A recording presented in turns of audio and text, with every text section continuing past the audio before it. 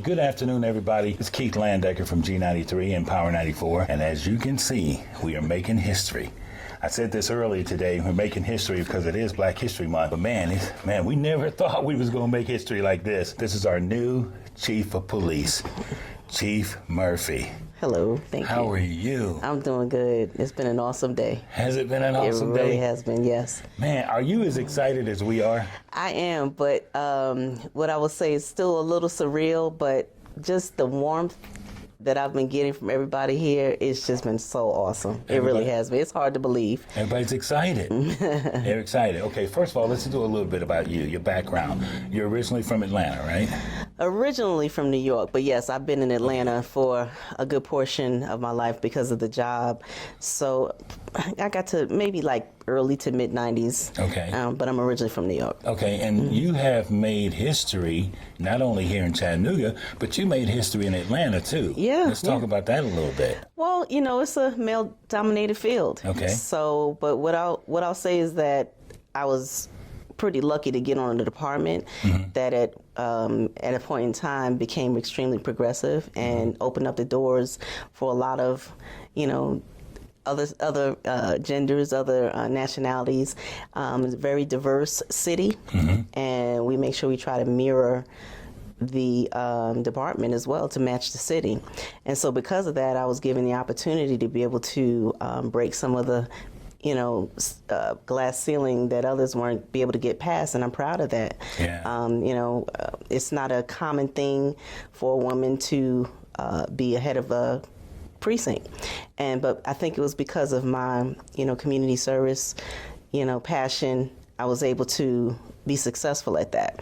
So then when the opportunity arose that there was an opening at another precinct, I was asked to go to another precinct as well. So it was even more unheard of for somebody to do two different regions of the city. And then I moved on to be the the deputy chief of all of the precincts. Okay.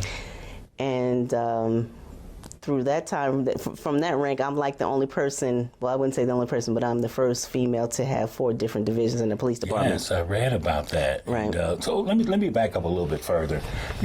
What made you get into law enforcement in the first place? So it's a variety of ways when I get asked that question. So I guess the most embarrassing way was looking at TV shows when I was younger. And to some degree, of course, that piques anybody's interest. Oh, I'd like to do that, help people, and it's exciting. It looks exciting on TV. Of course, it's not that, when you get the job, but you do, once you're on the job, once it's in you and it becomes your passion, you start finding where do you want to make your mark on the department, in the community. And that's when you start settling in and you realize this is me and this is what I was meant to do. When you first became a part of law enforcement, when you were just an officer, I'd assume you was an officer, right? Did you even dream that you would be opening the doors that you're opening today? Never. It never. And that's part of why through my career, when I became a supervisor, I started mentoring people. It wasn't just women. I mentored anyone who just didn't see that in themselves, because I was afforded that opportunity to see somebody that looks like me, be able to get to these heights. And I think that that's important, to let people see someone who looks similar to them or empathetic to, wherever they grew up, or what they know, or what they possibly haven't been exposed to, letting them see that it's possible. And that's how you get people to have that type of drive to want to do things on the department and progress. And so that's one of my missions, and I hope that I'll have the opportunity here to do the same thing that I did in Atlanta, and just to inspire people to reach higher levels on the department. Let's talk about some of your initiatives, because I was reading about some of those. You got some lofty goals that you want to accomplish while you're here in Chattanooga. Right, yeah. If I get the opportunity, definitely I would like to, the youth are my passion. I think that's where we start. And I always quote Frederick Douglass, and it's just, I raised 4 children. And, when you have a job that's demanding and it takes a lot out of you, and even sometimes some of the things you can't get to for your own children, you sometimes feel like you maybe, you're doing so much for children in the community, and you got to make sure you try to keep that balance. And it's taxing, but it doesn't feel like work at the same time, because you just get so much reward out of children. And they're the ones that are can't change their circumstances, don't have a lot of necessarily have a lot of influence on what happens to them. So you always want to look out for the kids, and it just became rewarding, and that's where I drive. I find that I get the most out of this job by trying to help kids, steer them in the right direction, and that's what will branch off and make us a better society. It's also where to bridge that back the communications between law enforcement and the community through the kids. It's an awesome way to do that, because when you're helping the children and then you wrap around and help the family as well,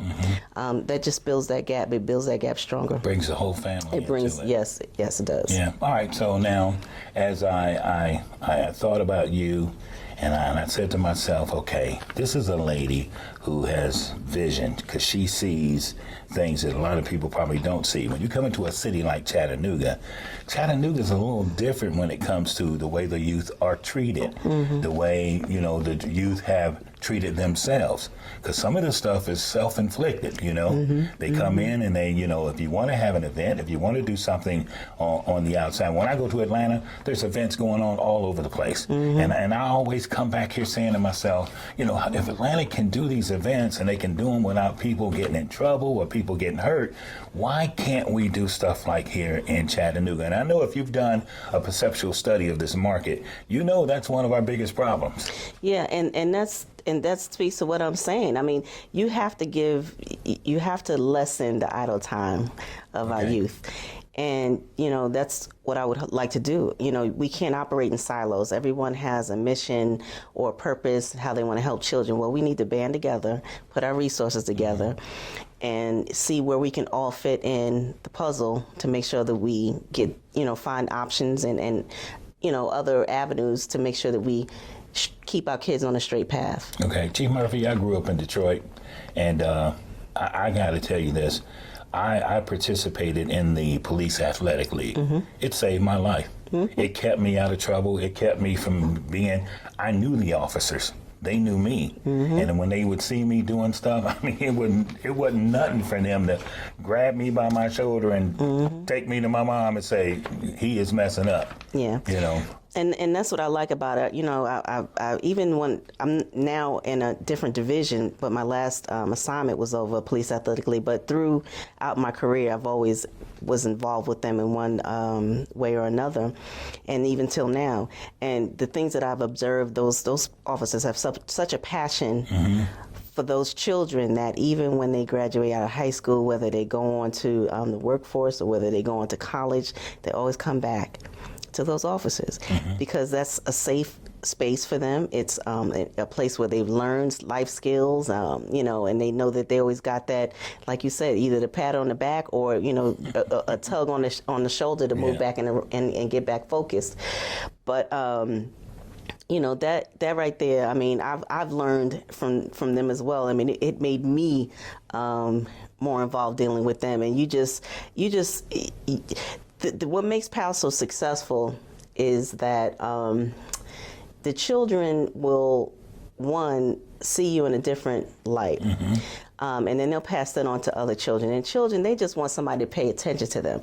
So oftentimes, attention doesn't have a preference whether it's negative or positive. So if we can get as many kids to get that positive attention, then we'll break out of that cycle of kids. Start turning it around. Yeah, it's just about giving kids attention, giving them choices, keeping them focused, and just being there, present in their lives, and we'll change this around. We just have to find more resources to be able to provide for these children. I know your family's got to be extremely proud of you.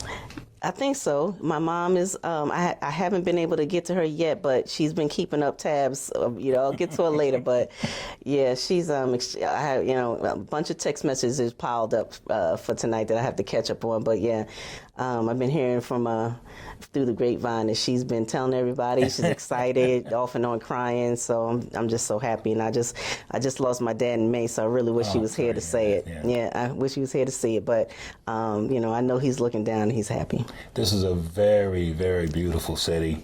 It's the scenic city. It's full of tourists all the time, always.